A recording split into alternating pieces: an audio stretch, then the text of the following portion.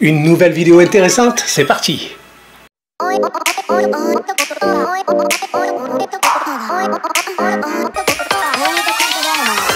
Salut à tous et bienvenue dans cette nouvelle vidéo. Cette vidéo est totalement d'actualité et va certainement être très intéressante pour ceux qui ont décidé de venir au Japon pour la première fois. Donc nous allons voir dans cette vidéo aujourd'hui comment bien se comporter au Japon.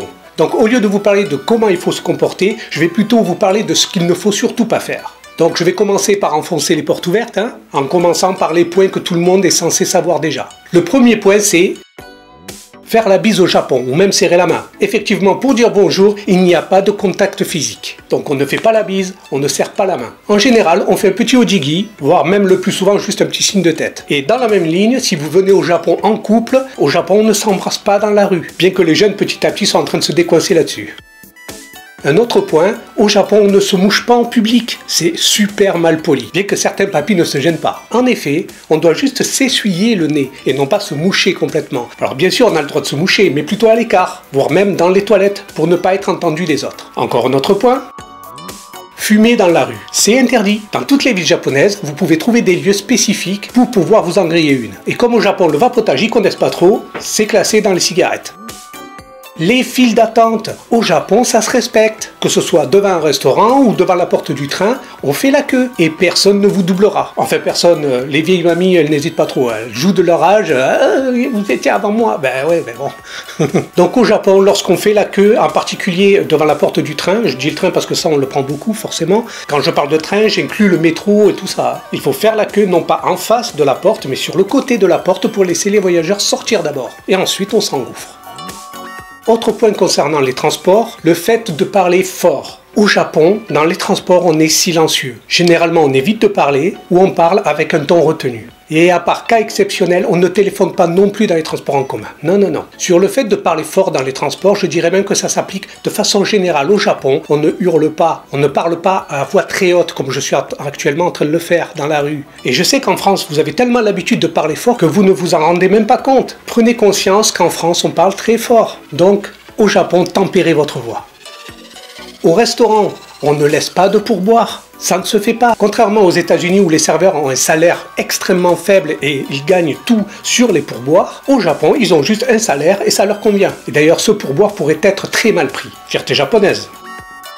Autre chose, ne jouez pas avec vos baguettes, ce ne sont pas des mikados. Les enfants japonais apprennent très jeunes à ne pas jouer avec leurs baguettes, donc ne le faites pas. Autre chose très mal vue, en général en France on n'apprécie pas trop, mais ça passe, c'est pointer les gens du doigt. C'est extrêmement agressif, ne le faites jamais.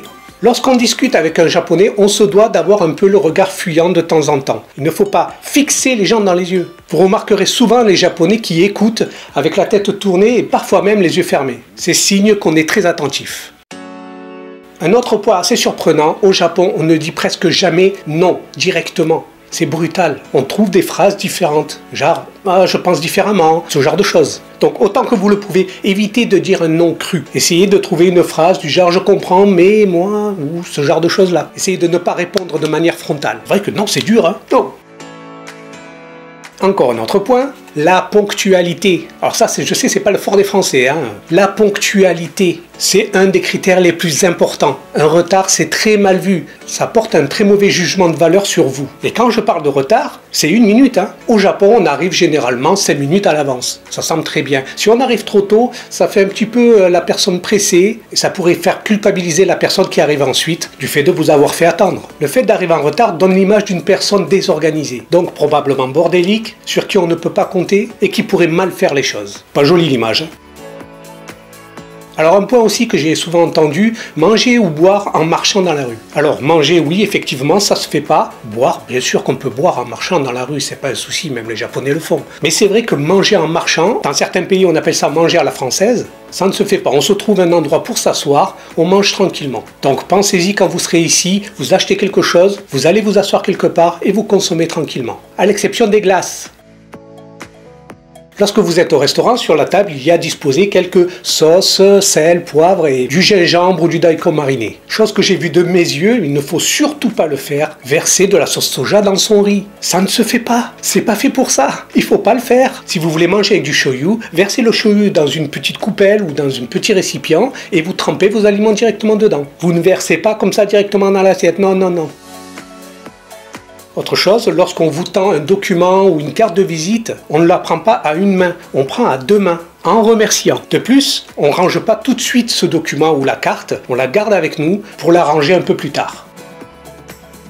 Autre chose que tout le monde sait, et on en a déjà parlé en vidéo, le fait de retirer ses chaussures à l'intérieur. On ne rentre pas dans les intérieurs avec nos chaussures. Alors je parle d'habitat. Mais plus grave encore, si vous ne retirez pas vos chaussures à l'intérieur d'un temple, là c'est une catastrophe. Normalement on ne vous laisse pas passer. C'est toujours indiqué qu'il faut retirer ses chaussures, et parfois même il y a des pantoufles à la disposition. Autre point spécial Kyoto, lorsque vous croisez une Maiko, une apprentie geisha, même si on devrait dire geiko et pas geisha, eh bien ces Maiko ne sont pas dans la rue juste pour se promener, elles sont au travail. Il faut leur foutre la paix, il ne faut jamais aller les voir, se planter devant elles pour prendre des photos, ce genre de choses. Non, on ne fait pas ça, c'est du respect, c'est une personne. Merci. Et encore une fois, bien sûr, vous le savez, au Japon, on ne jette pas ses ordures par terre. Même en France, on ne devrait pas le faire, c'est n'importe quoi ça. Non, je sais qu'au Japon, il n'y a pas de poubelle dans les rues, mais vous devez conserver vos déchets pour les jeter chez vous. Pensez juste seulement en sortant de prendre un petit sac pour y mettre les déchets de votre journée.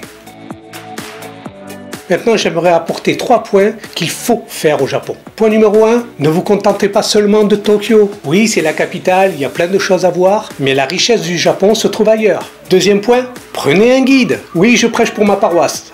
Un guide n'est pas seulement une personne qui va vous amener du point A à un point B. Le guide est celui qui va répondre à toutes vos questions et plus encore. Sur le Japon, son histoire, sa société et même la vie quotidienne. Un guide vous permet de comprendre l'importance de ce que vous êtes en train de regarder lorsque vous visitez. Et croyez-moi, ce n'est pas un guide papier ou même internet qui remplacera un guide accompagnateur. Les guides sont des experts à ne surtout pas négliger. Je reviendrai sur ce sujet dans une autre vidéo de toute façon. Dernier point, mais il y en a beaucoup d'autres, mais c'est ce que je voulais dire là maintenant. Lorsque vous visitez, prenez votre temps. Rusher, c'est gâcher. Lorsqu'on visite, il ne s'agit pas juste de se planter devant un lieu, prendre la photo et se casser. Il faut profiter du lieu, de son atmosphère, des petites choses qu'ils vendent. Bref, prendre son temps quoi. Voilà, j'espère que cette petite vidéo vous a plu, et si c'est le cas, abonnez-vous. N'oubliez pas le petit like pour nous soutenir, et plus important de tout, partagez la vidéo. Elle sera très utile certainement à beaucoup d'autres personnes. Que nous sommes une petite chaîne, nous n'avons aucune visibilité. Et celle-ci, vous pouvez nous l'apporter. Si vous avez des conseils à donner à d'autres personnes qui souhaitent faire leur premier voyage au Japon cette année ou l'année prochaine, n'hésitez pas à écrire en dessous dans les commentaires. Sur ce, je vous dis à la semaine prochaine. Ciao!